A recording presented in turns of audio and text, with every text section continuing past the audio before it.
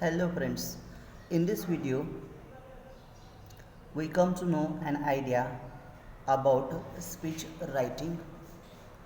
Speech writing is an art of conveying a message to your audience.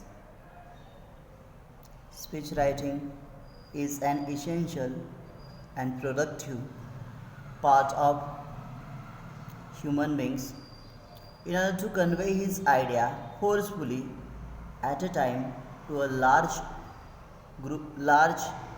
and group of people and directly to the audience in terms of speech writing.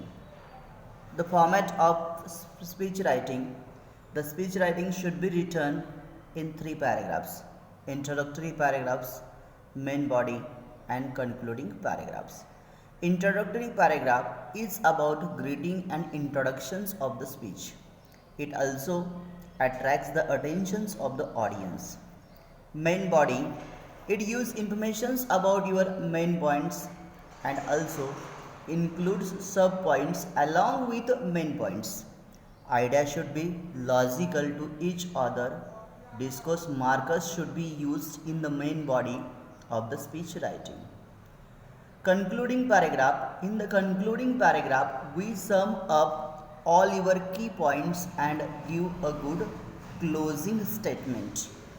In such a way, the speech writing should be written in three paragraphs: introductory, main, and concluding paragraph. Introductory पॅरेग्राफ्समध्ये greeting आणि introductions केलं जातं. यामध्ये ऑडियन्सचं लक्ष वेधण्यासाठी जो महत्त्वाचा मुद्दा आहे तो इंट्रोडक्टरी पॅरेग्राफमध्ये सांगितला जातो. तर मेन बॉडीमध्ये की जे मेन पॉईंट्स आहे त्याबद्दल माहिती सांगितली जाते, त्याबरोबर त्याचे असणारे सब पॉईंट्सचा मेन पॉईंट्सशी असणारा संबंध सांगितला जातो आणि आपल्या ज्या आयडिया आहेत ह्या तर्कसंगत पद्धतीने मांडल्या जातात. की यामध्ये डिस्कोर्स मार्करचाही वापर केला जातो. हा सेकंड पॅरेग्राफमध्ये मेन बॉडीमध्ये. त्यानंतर third paragraph concluding paragraph. Concluding पॅरेग्राफमध्ये आपण आपले सगळे महत्त्वाचे मुद्दे थोडक्यात सांगतो and give a good closing statement आणि सगळ्यात शेवटी क्लोजिंग करतो. How to prepare a speech. आता ग्रेडिंग अँड सेलिब्रेशन्समध्ये नेहमी हाच भाग वापरला जातो, honourable and respectable. It is a matter of pride for me to share my views in front of an august gathering. अशा प्रकारची सुरुवात ही ग्रीटिंग अँड सेलिब्रेशन्समध्ये करतात. इंट्रोडक्टरी पॅरेग्राफ्समध्ये हायलायटिंग द इम्पॉर्टन्स, नीड आणि पर्पज सांगितला जातो. मेन बॉडीमध्ये about the topic in detail, its significance, त्याचं असणारं महत्त्व आणि समस्या, आणि suggesting some remedies and solutions, की त्याच्यावरती असणारे उपाय हे मेन बॉडीमध्ये सांगतात. Concluding paragraphमध्ये expressing thanks to the organisers for giving an opportunity and to audience for listening, की जे ऑडियन्स आहे ते शांतपणे ऐकतात त्याबद्दल त्यांचे आभार मानले जातात आणि संयोजकांनी बोलण्याची संधी दिली त्याबद्दल एक्सप्रेसिंग थँक्स केलं जातं. आता याच्यामध्ये लँग्वेज सपोर्ट जो आहे तो लँग्वेज सपोर्ट्स कोणता वापरतात, की याच्यामध्ये यूज रिटॉरिकल क्वेश्चन्स वापरले जातात किंवा यूज फेमस कोट, की एखाद्या प्रसिद्ध व्यक्तीचं असणारं कोट्स किंवा पोएटिक लाईन सांगितल्या जातात, की यामधली जी भाषा आहे ती पर्सिएसिव्ह लँग्वेज वापरतात. त्यानंतर a duties of an ideal citizens, की याचं एक उदाहरण पाहू, की honourable principal, teachers and dear friends, let me begin my speech by wishing all a very good morning. Today is a very auspicious day. We have gathered here on the occasions of the Republic Day. It is an unforgettable day when we execute our constitutions on this day. On this moment, it is my pride to share my opinion about the duties of an ideal citizens with you. की या पहिल्या पॅरेग्राफमध्ये introductory पॅरेग्राफमध्ये काय केलेले आहे, की honourable principals, teachers and dear friends, let me begin my speech, की माझ्या स्पीचला सुरुवात करूया by wishing a very good morning to all, की सगळ्यांना गुड मॉर्निंग म्हणून. Today is a very auspicious day, आज पवित्र दिवस आहे. We have gathered here on the occasions of the Republic Day, Republic डेच्या निमित्ताने आपण येथे जमलेलो आहोत. It is an unforgettable day, की हा दिवस न विसरणारा दिवस आहे, अविस्मरणीय आहे. When we execute our constitutions on this day, की या दिवशी आपण आपलं जे संविधान आहे ते अंमलात आणलेलं आहे.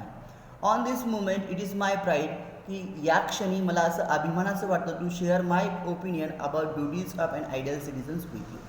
अन ideal citizens knows not only his oblique her rights but also responsibility, की एका आदर्श नागरिकाला स्वतःचे हक्क आणि जबाबदाऱ्या माहिती असतात.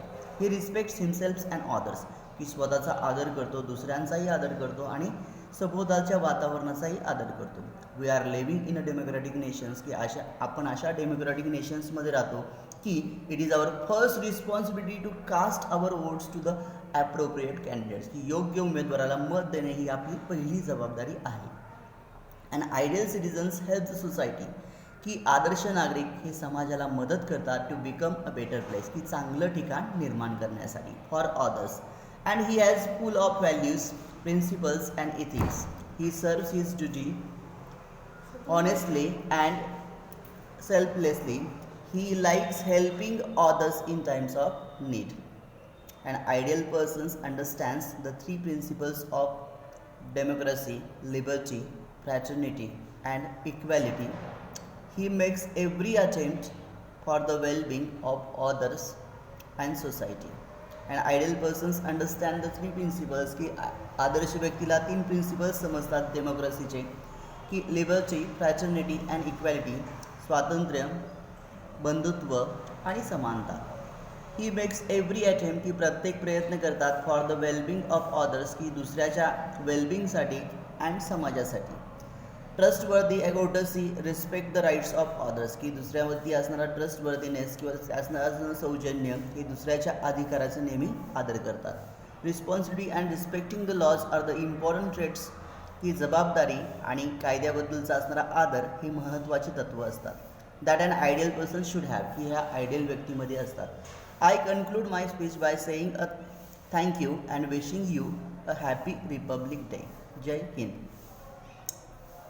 I hope you will understand the format of the speech writing. The speech writing should be written in 3 paragraphs: introductory paragraphs, main body, and concluding paragraphs. Thank you very much.